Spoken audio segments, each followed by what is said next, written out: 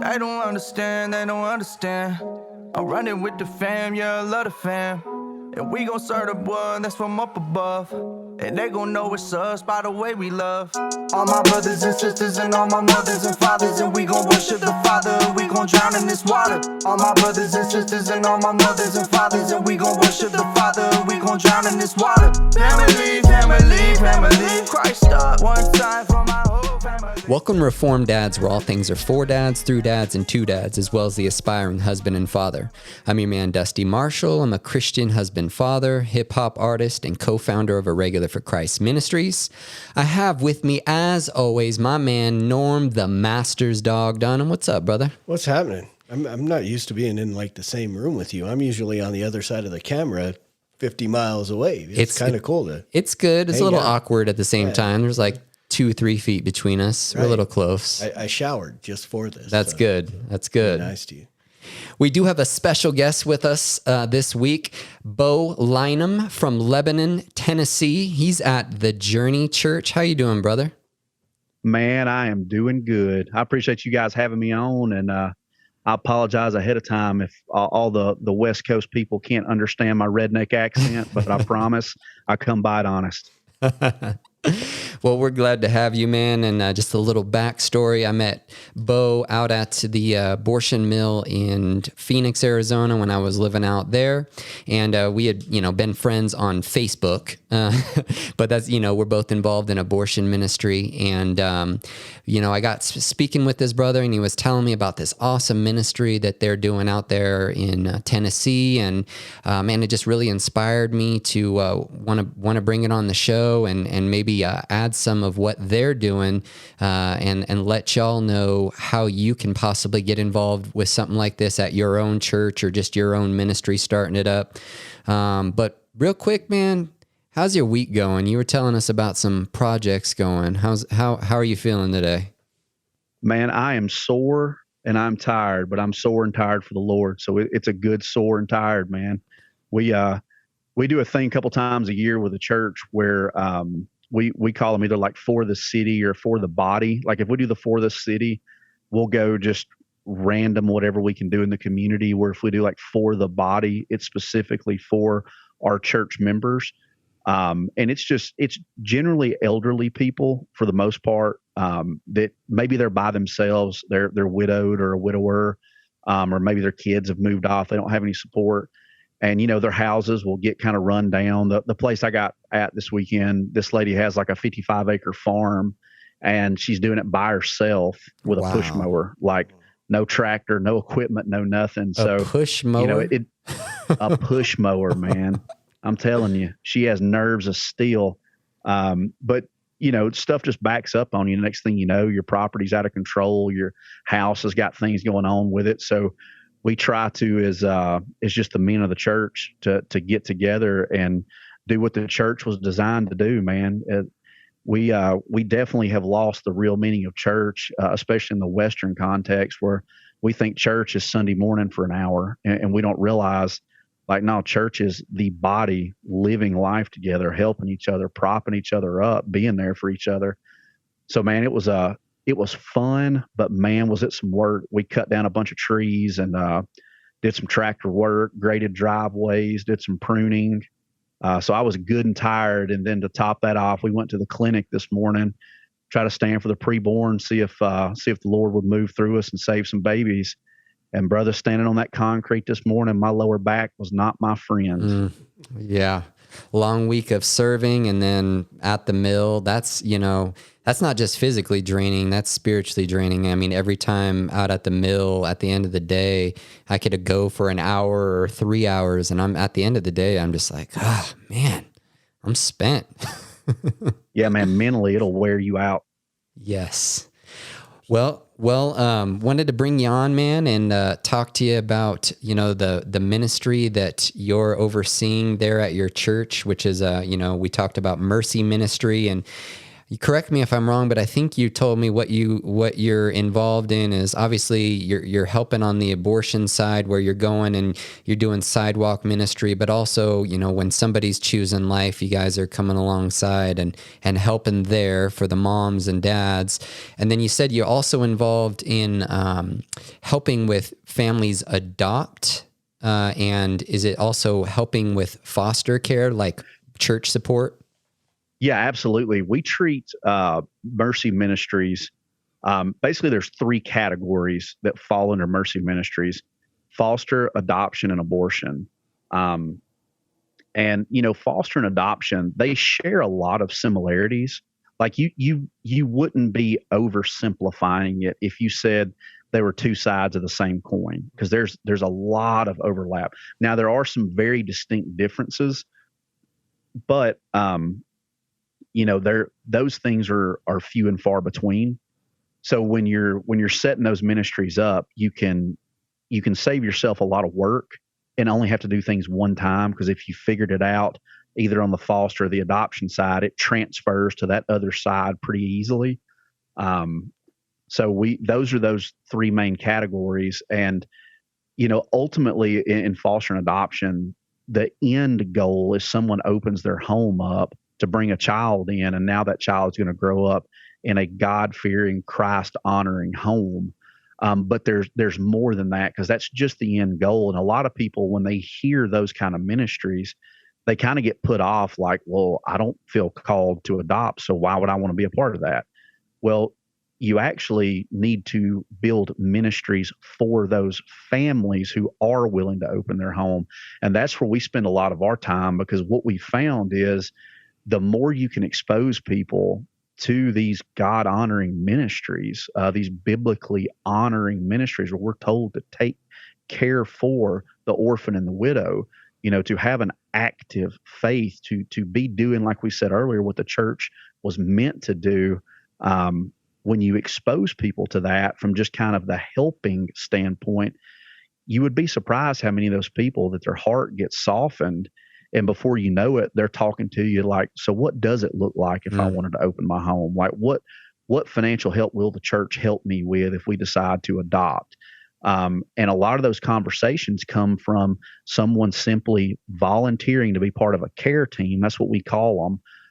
So every foster and adoption family, we try to build a 4 to 5 person team around them just to help them, especially on the foster side, because it's never easy. You get that phone call at 9:00 at night, and you've got a caseworker on the other end that says, hey, I've got a brother and a sister I need to drop off at your house in an hour, and all they have between the 2 of them is a Walmart sack with a couple pairs of underwear and a toothbrush.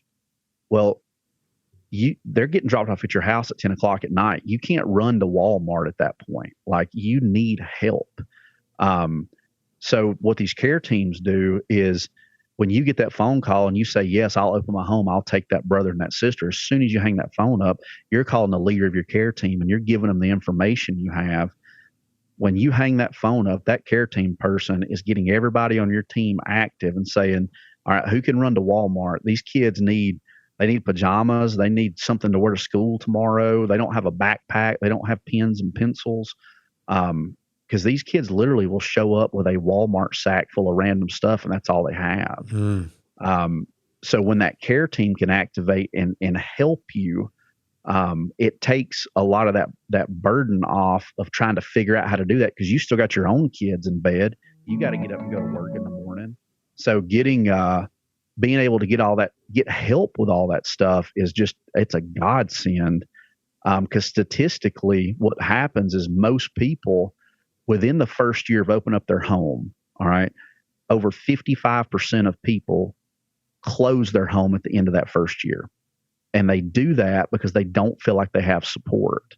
So if you can wrap arms around them, if you can be the church, those homes stay open longer and they can take more children. They can witness and share the gospel with more kids. So it's great, man. Right. That's really cool. And having been a foster parent years ago, that is important, because again, to be able to get everything that those kids need, there at that time. That's an amazing ministry that you guys have got going there. And, you know, it's just, again, you were talking about being out at the mill and being out at the mill. So many times we get that comment from people of, what do you do after the baby's born? Right. Yeah. And I mean, you guys are living proof of this. You guys are living that out. You're like, well, here, this is what we're doing. Right. Yeah, absolutely. So that is an amazing thing. So now, can you give me like just a guesstimate of how many people in your church are doing foster? And are they doing foster to adopt, or are they just, you know, do you have people that are just like, we just want to be that temporary stopgap thing? Or do the majority of the people in your church, the families that are doing this, opening their homes, are they intending to, if it comes to it, we're going to adopt? It's really a mixed bag, because some people are definitely looking to ultimately adopt. Right. And then some people just see it as, this is a way for me to share the gospel with as many kids as possible if I leave my front door open for kids to come in and out. So it really is a mixed bag on that. As far as families doing it in our church, there's the families we know about that have said, hey, yeah, we'd love to be a part of this. We'd love the help. We've got 9 done right now, like teams built around them, ready to go. Yeah. And I know that there are 2 more who are currently in the process of becoming foster parents. So probably by the end of the year, we'll be to 11 families. Wow. And that's just the foster side. That's not counting families who have now adopted and they're no longer fostering. Okay. So is that the support? It's a pretty good sized ministry. Is that the support team and the families that are willing to foster, or is that just the families willing to foster and then there's other families supporting them? That's just families willing to foster. Okay. So every one of those families has a team built around them. Wow. And every situation's different. You know, you're going to have some people that, you know, their entire family, both sides, is from the same county. They've got brothers, cousins, uncles everywhere. They don't necessarily need or want a full-blown team around them because they have so much built-in natural support. Right. So that person may only want 1 or 2 people on their team to help them. And then there's other families that moved here out of state and they are by themselves on an island with foster kids. That person needs a 5 or 6 person team built around them to help them run. And it's not just for that night that the kid shows up. And I know, Norm, you probably would speak to this pretty easily. Once you've had those kids there, the single biggest thing you can give them is your time. Mm-hmm. It's not your home. It's not your food. It's your time. It's seeing a stable, loving adult pour time into them and spend time with them to earn their trust. Because these kids are showing up most of the time from a pretty gnarly situation. Yeah. So if you've got to quit doing what you're doing because you got to go mow your yard, you got to go to the grocery store, you know, you've got some projects around your house you've got to get done. Well, those hours you're doing that stuff is hours you can't spend with those kids. Right. Well, with a care team, you could call us and say, hey, here's what I need: my yard mowed, and my wife is 2 weeks behind on laundry. We got dirty clothes everywhere and we're freaking out.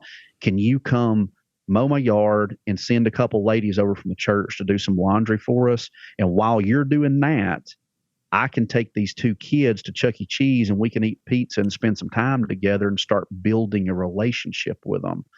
So it's not that these parents can't mow their yard. It's not that these people don't know how to do laundry. Right. It's you've only got so much time. And if you burn that time with that kind of stuff versus investing that time in those kids, well, you're not really doing what the foster system was set up to do, because you should be bonding with those kids and helping them grow and learn.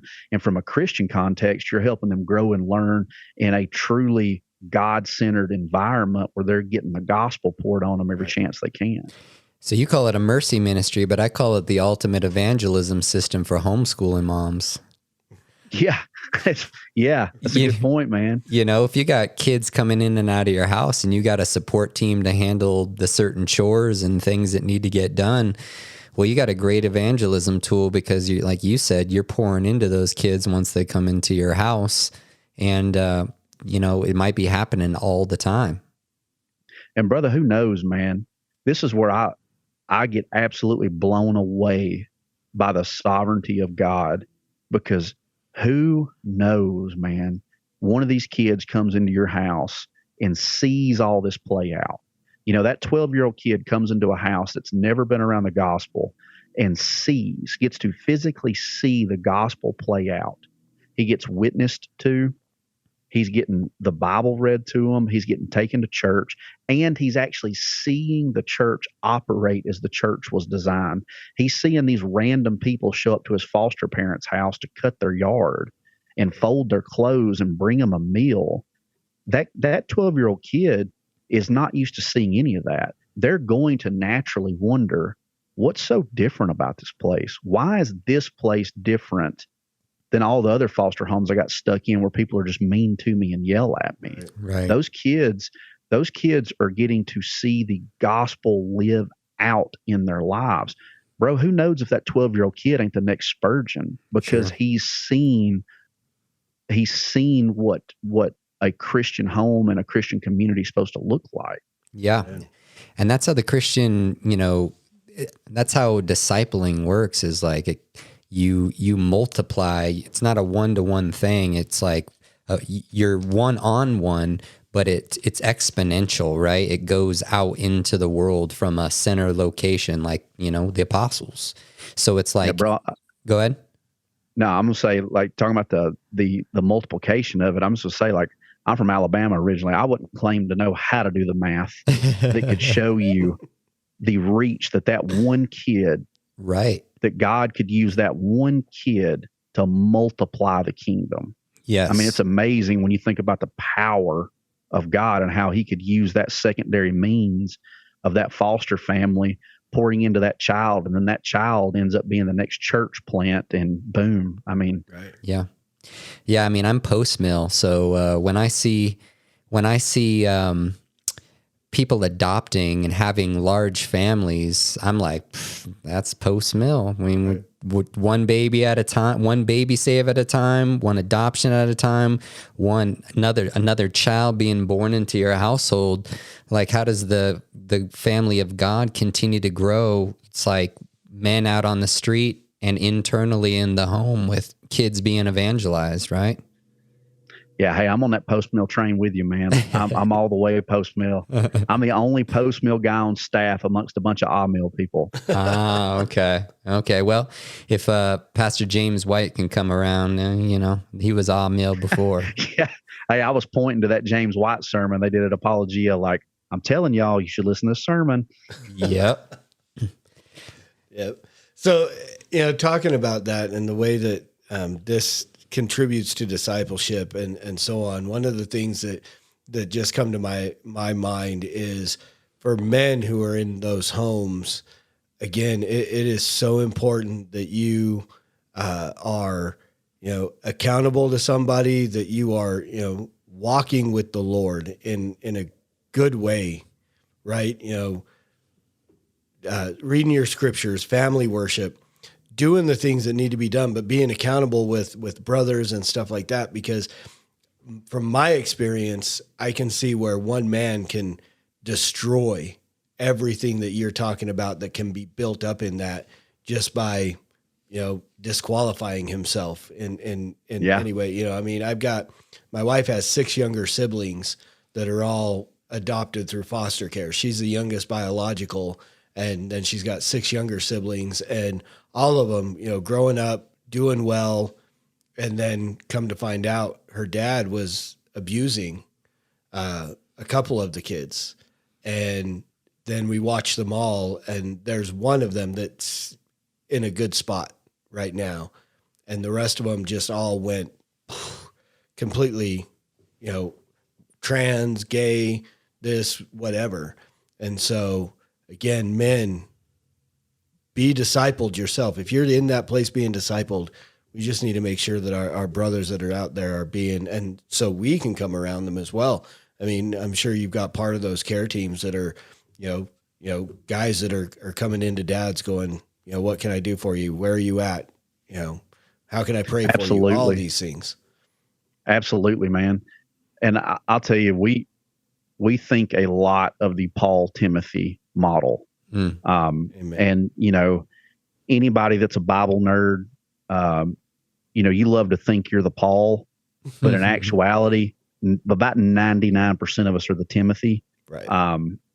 And we got to keep that mindset that I'm going to tell you, dude, I need a Paul in my life. I need more than one. I need that dude writing me a letter saying, hey, make sure you're acting right. You know, make sure you're honoring the Lord in your actions and your mind and your thoughts. So yeah, that is something to take super seriously. And that is part of a function of that care team is when you hear the word care, the reason it's not called a chore team is they're doing more than just come to your house, do chores. The reason care is the word that's used there is you're there to care for those people. Yes, some of that maintenance type care, like you're talking about, just keeping brothers in check and making sure everybody's doing what they're supposed to do to honor the Lord with their life. But also the care that comes from you've gotten super attached to these kids and then they get taken from you and now you're crushed. You know, you need those brothers and those sisters from your local body that you've built those relationships with that can come pour into you and speak truth to you when you need to hear it the most. And that's part of the reason that literally they're called care teams is we want to care for you in any way we possibly can. Yeah, a friend of mine I had on the show like a year ago, and he talked about foster care, and he had a tough situation that he had to deal with. But what he was saying is, you know, it's the ultimate sacrifice as a man of God to have a child come in your home, but know that you're getting no gain out of this, right? It's like I mean, the plan is that this child gets restored and goes back to their parents. That's the whole foster care system. Goal. Yep. That's the goal. So it's like you shouldn't go into it thinking that you're going to get something out of it. If you go into it with that mentality, it's going to be very crushing when that child leaves, and it's going to be anyways. But just thinking about the ministry aspect itself and the calling to, you know, raise orphans and care for them, love on them, it's like when you're doing that, you're not expecting anything in return. You're pouring out. Right. You're continually pouring out. And to have that care team around you, you're hopefully continually having people pour in so you're not left empty at the end of it. Yeah, I'm absolutely yes and amen to all that. And I just want to say too, real quick, especially because of the nature of y'all's podcast, a lot of these kids, not just these kids, it would be a gross misrepresentation to say these kids, you know, and I'm holding up my air quotes when I say these kids. Yeah. This is kids in general. Yeah. Foster care, no foster care, adoption, you know, you can have the Leave It to Beaver family. It still applies. Most kids in today's American society, they can live an entire 18-year span and never have a single truly positive Christian male role model, an authoritative figure in their life. Right. You can have kids, more kids not have them than do have them. When I'm talking about the numbers here, you have kids, no dad in the home, or technically there's a dad in the home, but he might as well not be there. They go to elementary school where they have nothing but female teachers. The average church, when they have Sunday school teachers, there's nothing but female Sunday school teachers. They get to junior high, it's 75, 80% female teachers. They finally make it to youth group at church. You know, they're finally of that, you know, 7th, 8th grade kind of age range. And they probably have a male, hopefully they have a male youth group leader who's pouring into them like in a pastoral manner. So you think about it, these kids from birth until they're almost old enough to drive a car never have any kind of positive Christian authoritative male figure in their life. Well, take that and then look through the magnifying glass at the foster care situation or the adoption situation, either one, and it's just compounded. It's magnified even more from not only do those kids not have any male positive role model, a lot of them have had a horrible example of a male role model that you're trying to undo. So as dads out there, man, especially dads that claim to belong to love, and to live for the Lord Christ Jesus, like, you've got a responsibility. And not just to your kids. Like, everybody grasps the idea of, I'm in charge of raising my kids. I mean, anybody gets that part.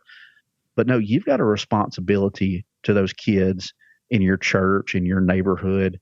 Maybe they don't have a dad, or maybe they have a dad, but he's on the other side of the country for work 28 days out of a 30-day month. Right. You've got a responsibility to pour into those kids too. And from an eschatological standpoint, from that post-mill standpoint, why wouldn't you want to be involved in those kids' lives, showing them a positive, Christ-honoring, authoritative male role model? Yeah. So that's just I say, because of the nature of who listens to your podcast, that's just a challenge to all of us, me included, to not just look at your kids, but look at those other kids and see, how could I pour into that kid's life and show them what a God-honoring man is supposed to look like. And that looks like more than just somebody who's providing a roof over that kid's head. It's like you said, time spent, right? Good time spent. Providing a roof over that kid's head and then plopping them down in front of the television for the day. That's not, right. Like you were saying, being raised by a feminine culture. I mean, look at the media, that they're going to be pumped that message along with that lack of male role model all the way up. Right. Right. And I just saw a thing, I don't know, YouTube, something just this week about somewhere, California, somewhere, there's a huge fight in a school. And so, they're realizing that all this is coming because of lack of dads in the home. And so these men, like 6 guys, showed up at the junior high school to be like dads for hire. And I don't think there was any, religious aspect of it. It was just these guys showed up to not only be there for their kids, but be there for the neighborhood kids and stuff like that. And it's like, if the world can catch this and see this, and, worldly people, how much more should we be doing stuff like this in the church? Should our men be, and I'm talking to myself here, because I have a tendency to, find myself behind my desk and, staring at my screen and doing my things and stuff like that. And, participating in my podcasting and whatever else I do. And, I pour into my daughter and I pour into my niece, but it's like, who's pouring into the kids in the neighborhood? I should be doing that. I should be finding some way to be out there, in the yard, playing with my daughter while her friends are coming over. And especially now that the little boys in the neighborhood are showing up, it's like, you ain't playing in my yard if I'm not out there monitoring the stuff that's going on. And so, but we should be. I mean, this should be a wake-up call to dads. I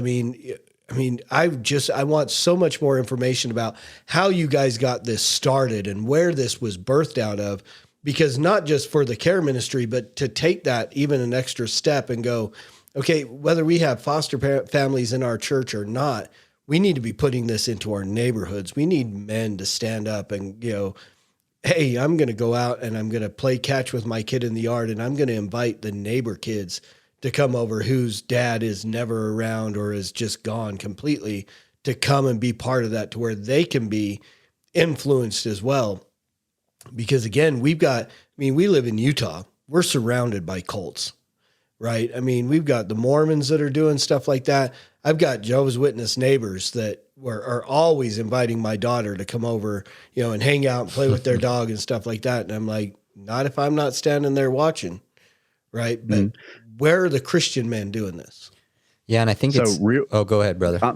I'm sorry, Dusty. You go ahead, man. I was just going to say, I think that's something to keep in mind too, is like a lot of the times as Christians, we're always trying to protect our children from the negative influence around them to our own detriment, right? So we're trying to protect our kids from exposure, bad company corrupts good morals, all these things around us. But what we end up doing is we end up shutting down opportunities to be influence into others' lives. And we close ourselves off to this Christian circle over here. I could say I'm guilty of that myself. Absolutely. With my young daughters. So real quick about the Mormon thing, it just made me think. Last Wednesday night, we do a midweek thing. It's not a traditional church service. It's more of like small groups, but you meet at the church so the kids can go to class. Little kids can go to class together. And there's childcare and whatnot, but it's not church. All right. As far as like Sunday morning gathering of the saints type church. Yeah. But we had 2 Mormon missionaries show up last Wednesday and try to come to youth group. And we let them in. Like, I'm not going to stop anybody from hearing the gospel. You could have a I Love Satan t-shirt on. If you want to come in here and hear the gospel, man, I'll get you a seat and a glass of water. But they came in and were trying to talk to some of the kids, and myself and one of the other pastors. We've got a podcast called Everyday Apologetics, and it's strictly an apologetics-based real world scenario type podcast. So me and Nick go up to him and start talking to him, and we know what they're trying to do. And it was funny because we had one of our guys who's he's mentally handicapped. He's 24, either 24 or 25, but mentally he's 12, 13 years old. Really good guy, though, loves the Lord. Like, I wish the average church parishioner read their Bible as much as Antoine did. But Antoine sniffed him out, man. He heard him talking, and he's like, y'all aren't talking about the real Jesus. Y'all are talking about a different Jesus than us. And he called him out. But, all that to be said is, we asked him, could we take him to lunch? And we're going to eat lunch with him this Wednesday at a little local restaurant here because we want a chance to witness to them like they were trying to witness to us. So to what you're saying, Norm, if I've got Jehovah's Witnesses in my neighborhood, why would I not want their kids to come over and throw baseball with me and my kid in the front yard? Absolutely. Tell me a better chance to evangelize those little Jehovah's Witness kids and with a bat and a baseball and my same age kid is there. So yeah, I know y'all are kind of behind enemy lines in Utah because you're severely outnumbered, but man, at the opportunity you couldn't throw a stick and not hit somebody that's a Mormon to right. Use your kids in that environment to help evangelize their kids. It's just a cool thing. I'm sorry to off-road y'all like that. No, that's good, but, man. But you were talking about how this all got started. So I don't want to take credit for any of it because it literally wasn't. And that's not one of those like Jesus juke humble brags. Like it literally wasn't me. So we got 2 lay members who were really active in our church. Big shout out to Ethan and Tommy. Tommy had adopted, and Ethan had been fostering. And they knew of other families in the church. At this point, it wasn't that many families, but they knew of a couple other families that had struggled through the adoption process, or they had struggled through the foster process. And it was actually their idea of, why don't we have like formalized ministries around that? And they brought it to our elders, and our elders were like, yeah, that's something we should be doing. Thank you for bringing that to our attention. And, Tommy and Ethan still run those ministries on the lay level. They're the boots on the ground guys for it. Like I do maybe 1/10 of the work that those 2 guys do, because they're the ones that are like the normal day in, day out managing of those care teams. Those 2 guys are the ones managing those things. I only have to get involved because we've got a pretty well-oiled machine at this point, that I only have to get involved if something's kind of out of the ordinary, because I can lean on those 2 guys. And, as a pastor, why wouldn't I want to let those guys use the gifting that the Lord's given them? Yeah. If I say, oh, good idea, I'll run it, I'll do everything, I'm robbing those guys of the opportunity to minister and witness and use the talents that the Lord's given them. Yeah, that's good. So it's kind of the structure of, you are overseeing it as the pastor, overseeing that ministry. Then they're in charge of the care teams and making sure things are running well. How are you getting these families? Like, how are you getting, care families? And are you doing like education on fostering there, or how are y'all running that? So a couple times a year, we'll have interest meetings. And this is just helpful advice for anybody listening that's trying to do this at their church. The first couple of interest meetings they had were right before I came on staff. And they were marketed as simply, we're having a foster ministry meeting. If you're interested in foster care, come to this meeting. Then they had one for adoption. Well, the only people that would show up to these meetings were people that were either already adopted or fostered, or they're already in the process to try to open their home up. Right. It brought nobody to those meetings that would be more of a volunteer, like a care team person. Mm-hmm. So the first thing I did when I came on staff was I was like, we got to work on y'all's marketing because people don't understand what you're asking them to do. So if you're going to do this in your church and you're trying to get your volunteer base built up to form those care teams, you've got to be hyper specific with, we're going to have an interest meeting for our foster care ministry for volunteers who are willing to help foster families. Like we even said it from the stage, this is not us asking you to foster. Mm-hmm. We're asking you to be the church and wrap arms around people who are fostering or who are adopting. Once our message got clear about this is what we're asking you for, we went from a handful of people showing up that are already doing it anyway to now there's 45, 50 people in a room who are all wanting to know how they can volunteer to help a family. So when you push this through your pulpit, and that's the place to push it. Don't bury this at the bottom of your monthly newsletter. Have your lead pastor believe in this enough that he's willing to make the announcement from stage, and call his congregation to action to help these people. When that time comes, when that pastor's willing to do this, you have got to be clear what you're asking people to do. Yeah. And then on the adoption side of it, we've talked a lot about foster because it is the more hands-on side than adoption is. We say foster is a lot of work. Adoption is a lot of money. Yeah.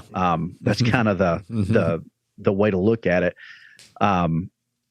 But on the adoption side, which is Tommy's side of the coin, we build up funds to help people adopt.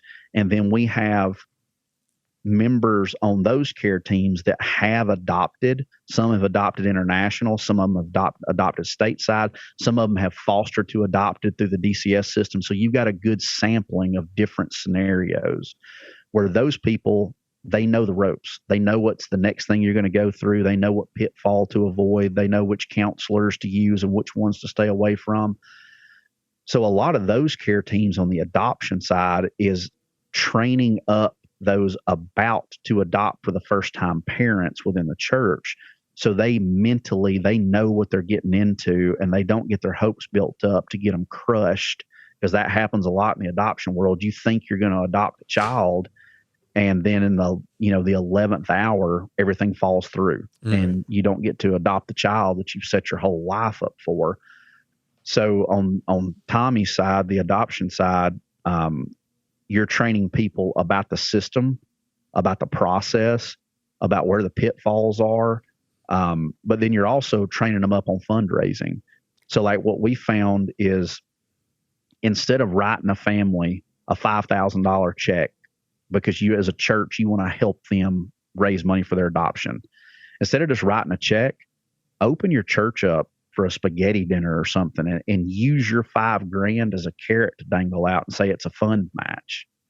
So yeah, we're gonna have a silent auction and a spaghetti dinner, and somebody will donate the meat and the noodles and whatnot. Charge people $10 to get in. It'll raise some money, but then you start telling people, hey, for every $1 donated tonight to help the Smiths adopt, probably shouldn't use Smith since you all are in Utah.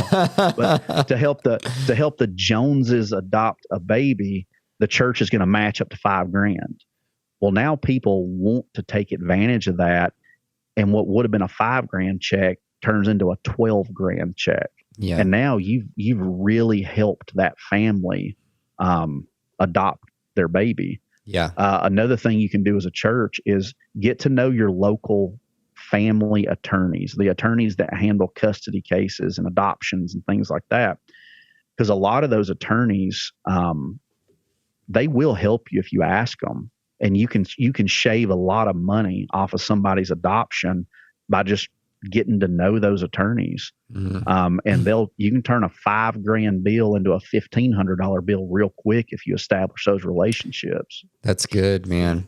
That's good. Yeah. I hear all the things that you're speaking of in these, these systems, and it sounds like it exactly translates into the supporting moms and dads who've chosen life right over. We copied so much from the abortion ministry into the foster and adoption. The baby shower model we use for when a mom chooses life is the same baby shower model we use for foster and adoption. The fundraising's the same. So much of it translates almost at a 1-to-1. Yeah. So what I need to know is, where is this written down? Where's the video? Where can I get this paperwork system down so I can just transfer it into any church that we want to start this up in, right? Like, is there like a set system that you guys have that can just be, trained to the next church or handed over to the next church? Like, this is the formula. This is what we need to do. I mean, obviously we're talking about it now, but it sounds like it's very specific. Yes. So as far as having things detailed out on paper, as far as a step 1 to step 4 to step 10 type thing, believe it or not, we don't keep any of that on paper. Okay. Because at this point, through trial and error, and then a lot of it is literally just robbing from the abortion ministry because it works. Yeah. That is something we probably should do to put it in a Word document where you could just email it to somebody. Yeah. And obviously, I want to see the key. Go ahead. I was going to say, when you deal with people, it's obviously not cut and paste. You know what I mean? Like, we're dealing with real people, but it does sound like at least a structure would be good. Like, End Abortion now has, the first thing you do is you go and you get the permission of your pastor, which this would be the same thing. And then it's like, okay, here's a care kit that we send you. We can give you some videos to help you on it, but like something like that in this situation would probably be awesome for churches to have as well. Right. Yeah.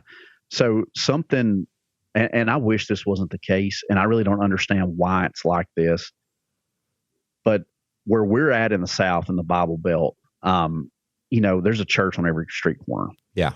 In Central Tennessee, there's 1,000 churches, literally 1,000.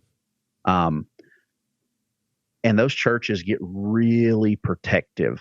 And if you're an official church ministry, it's hard to get into other people's churches, even if you're just trying to share something for free with them.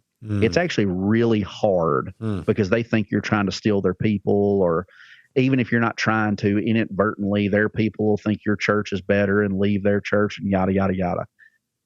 So we've not put a lot of work into putting all of this on paper, because if I was giving it away for free, which we would, you can't get anybody down here to take it from you. That's the reason we took our abortion ministry is Hope Beyond Abortion. We're taking the ministry out of the church. Like, it's no longer, kind of like endabortionnow.com is technically a standalone thing. Now, obviously, Apologia is the home church for it, but on paper, it's its own thing. We're doing that with Hope Beyond Abortion because you can't get it into other churches because people think you're trying to come steal their people. Right. But I say all that to say that's the reason we haven't put it all on paper. But I could definitely get Tommy and Ethan to work on getting that on a Word document where you could just email it over on an easy step-by-step basis. But the easiest way to get me is I'm the only Bo Linam on Facebook. There's not another one. Okay. My name is very weird. So if you can figure out how to spell my last name, you can find me. I would help anybody in the country. If you were trying to get this started and you had questions, reach out to me. I don't want anything from you. I will help you for free if it means it's going to further the kingdom.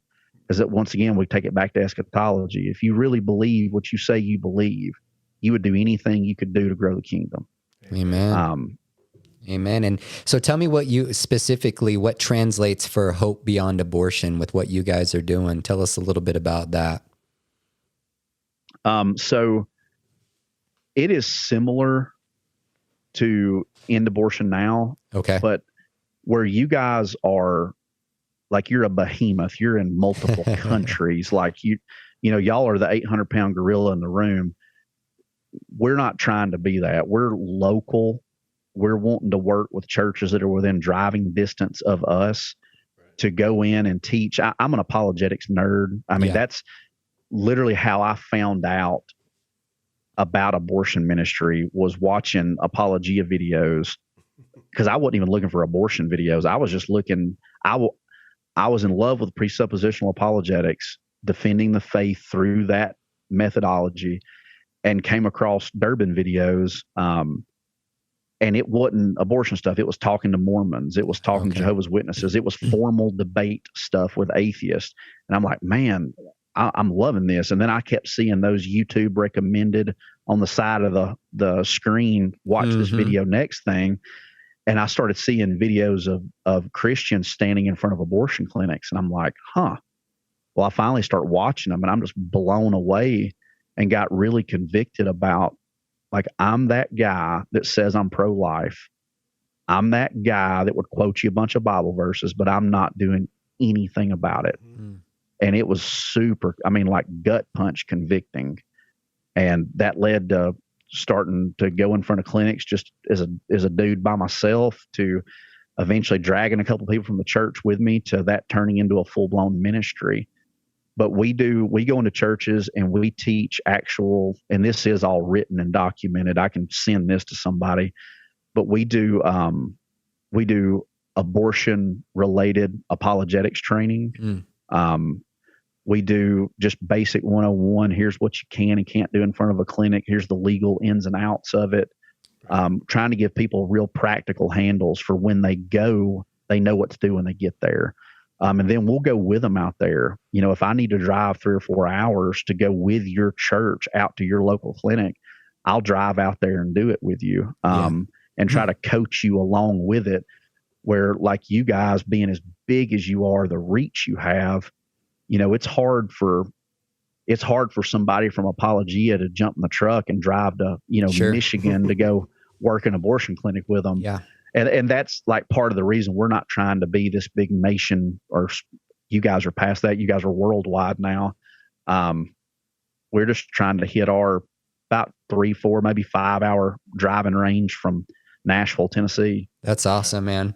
Yeah. That's essentially, what they, in talking to Pastor Jeff, what they wanted to do, is they wanted every local church that they hit, not just to go and do the abortion ministry, but to educate the churches around them to do the same thing, because they knew they couldn't do that.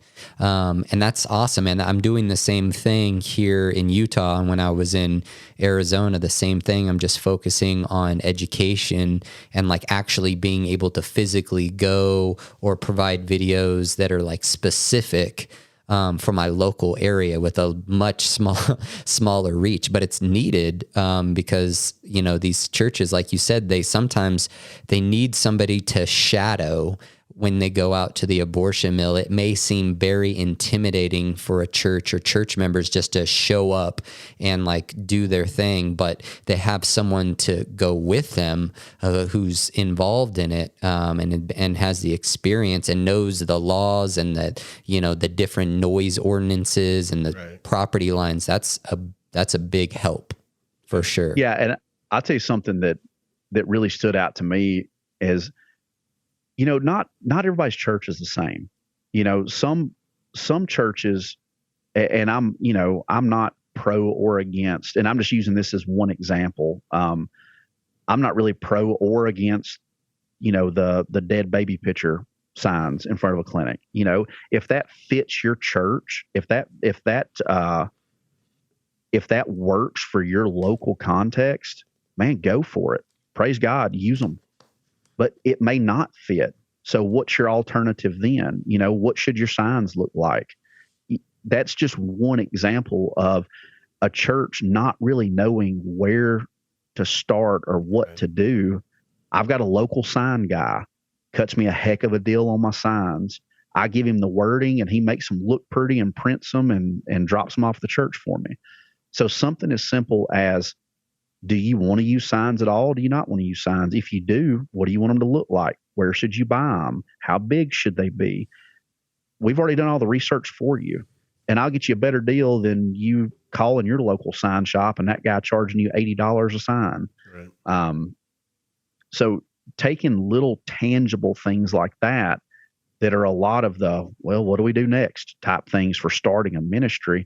If you basically can take all that, put it in a box and hand it to somebody and say, hey, if you guys are willing to be in this fight, here's everything you need and I'll help you do it. Yeah. Amen. That's good. Amen. That's really good. So yeah, because just listening to you talk about that, it's like my story is so similar.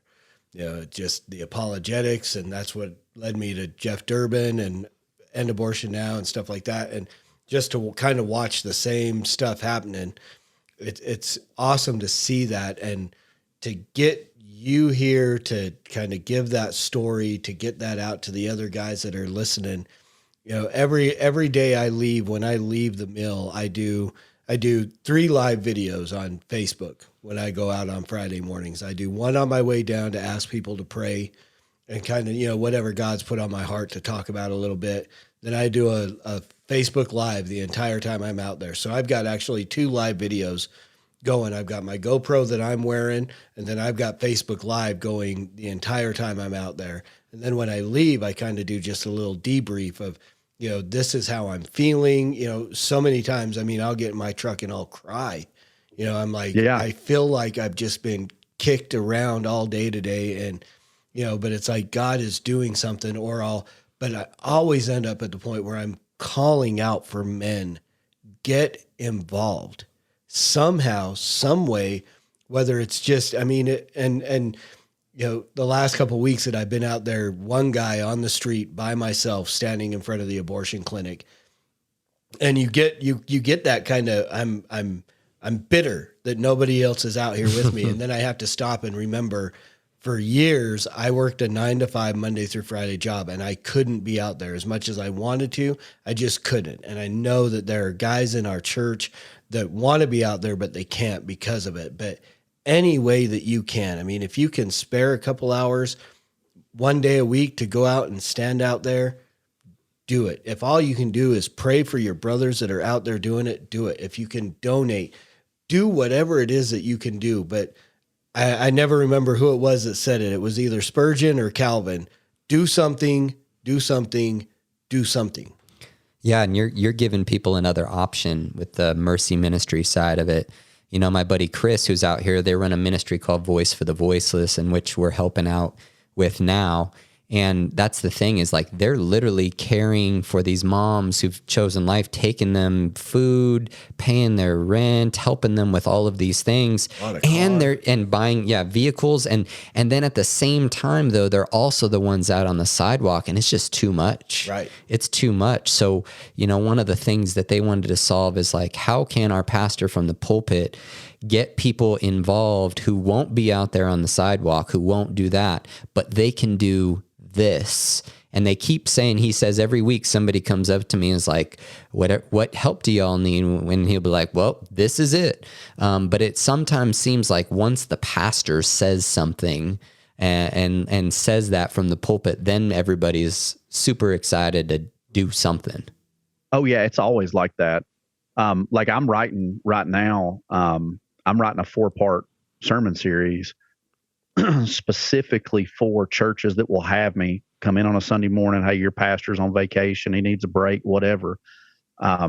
Strictly about the topic of abortion. And it's 4 sermons, but they come at the same topic from 4 different angles. And one of those angles is, what is your call to be in this fight? All right. Because your call may not be to be in front of an abortion mill every day. And if it's not, hey, man, praise God for whatever your call is. We're not all called to be standing out and to be the apologist, to be the guy that's okay with getting spit on or guns pulled on them or whatever. That ain't for everybody. All right. So I don't think I'm above somebody, or I don't think someone's being lazy because they don't come out to the meal with us. But you are called to be involved at some point somehow. Right. And that some point somehow, look, nobody wants to talk about it, but it is what it is. It takes money to fuel the machine. Somebody, you need check writers. Yeah. All right. You need moms. You need those. I've had 6 kids, moms who homeschool, and they've got really flexible schedules. You need a couple of those moms, because those are the women that you can hook up with this mom who chose life to disciple her, who can mommy mentor her, teach her prepare her for what it's going to be like to raise a child. She can be that person that she calls at 11 o'clock at night because this new mom is freaked out because her kid won't quit crying. She's sleep deprived and don't know what to do. That 17-year-old girl that chose life, she needs that mommy mentor. Yeah. And maybe that's your role. And if that's your role, praise God, you're willing to step in that role. Maybe and for the people that come to the clinic, because I get this a lot, I'll get people tell me, hey, I want to come with you. I'm off next Thursday. You going next Thursday? Like, yep. Because we work 2 clinics. And I'm like, I'll be at Planned Parenthood next Thursday, Nashville. Come stand with me. Well, I'm going to come, but all I can do is hold a sign. I'm not ready to talk to anybody. And I look at everyone and say the same thing. Do you realize what holding that sign does? Do you realize the person willing to talk is no greater than the person willing to hold the sign? Because that sign shares the gospel, just like that person willing to talk shares the gospel. If I would take 20 sign holders, if you're willing to come hold a sign, smile and wave to cars as they go by, whether they flip you off or they give you a thumbs up, you smile and praise the Lord that you got a chance to hold the sign. I'd take 20 of them. Amen. I don't need 20 people that are trained apologists. Right. I need 2 or 3 trained apologists, and then I need 20 sign holders. That makes it chaotic out there. Right. It's like too many people wanting to talk. Yeah. Too many people bombarding people with arguments. That's not good. You don't want it. But it always blows my mind when people are like, well, I'll come, but all I can do is stand and pray. It's like, do you realize what you're saying when you say all I can do? Yeah. Like, that's one of the most powerful things you could do. Amen. Yeah. Praise God if you're willing to come stand with us out in the heat and the rain and the cold and just cry out to God that he would have mercy and use us to further the kingdom. Man, give me 50 people who are willing to stand there and pray. It's amazing just how much more you're encouraged as the guy that is out there with the microphone and the bullhorn or whatever, when you've got 2 other people that are just standing behind you. Yeah. Right. I mean, not saying a word, not doing it, just there, and how much harder it is to be out there, because again, I get out there by myself and I'll spend 10 minutes in my truck trying to convince myself why I shouldn't even get out and go do what God's called me to do. But if there are people there, I mean, it's accountability, and I'm going to, but it's encouragement. And yeah, it's the dude on George Street, man. I don't know if you guys know the George Street story. Look it up. Ray Comfort tells a great story about a little man in Sydney, Australia on George Street that just stood in a doorway of a bookstore and would step out and hand somebody a tract and say, if you died today, do you know you'd go to heaven? And that was it. Didn't have conversations, didn't share the gospel, didn't do it, hand them a tract. But I mean, this dude spread the gospel far and wide, and coming to hear stories about people who came to the Lord because of this man on George Street. And it's just an amazing story. Go look it up. Look up on YouTube, Ray Comfort, George Street. Amazing story. But you can be that guy just standing there holding a sign. Somebody may drive by and read that sign. They may not even be there for the abortion mill. They may just be driving past and see the sign with some kind of the gospel message on it and see it. And then, 20 years later, you're going to hear the story, the testimony of somebody who came to know the Lord because they drove past and somebody smiled and waved while they were holding a sign that said, Jesus died to pay the penalty for your sin, of something like that. Yeah. A good buddy of mine that I go to the mill with picked up a track off the ground. He was walking by one day, saw a track laying on the ground, picked it up. It had the gospel on it. God used that to save him. Like, signs, great. Handing out tracts, great. That's all you're willing to do. That's great. Exactly. Come on out. Join us. Greatest tract I ever had. You can get it. I think you can still get it from Living Waters. It looks like a little wallet with like a $50 bill sticking out of it. And my wife and I literally, I've seen that. We used to carry those around, and when we would cross the street, I would drop it on the crosswalk. That's hilarious. And my wife got mad at me the first time I did it. She's like, "What did you do?" I said, "It's not littering, it's evangelism." and amazing how people will walk up and pick it up, or people will pick it up and go, "Hey, sir, you dropped this," and you go, "No, keep it. I'm rich." And but it's anything that you're willing to do, where you're just there to share the gospel in some way, shape, or form, whether it's holding a sign, praying, preaching, weeping, whatever. God is going to use that. We're all, different parts of the body. We're not all an eye. We're not all a hand. We're not all an ankle or whatever, but we need all those things in order to function the way the body is supposed to function, like your care teams are. Well, brother, why don't you share with us before we close up where people can hear about your podcast, where they can connect with it, or even your ministry? So our podcast is Everyday Apologetics. It's on anything Apple and then Spotify. It is a very lighthearted. It's not super serious. Our motto is, if they're not entertained, they won't listen. And if they don't learn something, it wasn't worth their time. So we try to be funny. We try to have fun, but there's a lot of meat on the bone as well. It's real world, what's going on right now. What are your neighbors and your kids at school talking about type stuff, and how to stand on the word of God, how to stand on truth and have those kind of hard conversations about those topics. So Everyday Apologetics, hopebeyondabortion.com. That's how you can find ministry stuff. And like I said, I've got a Twitter. I hardly ever use it. I'm a Facebook guy. I guess I'm kind of old. But BO for Bo, and then Linam is LIN is in November. A is in Alpha. M is in Mike. I'm the only Bo Linam on Facebook. Please shoot me a friend request. I'd love to talk to you, help you any way I could.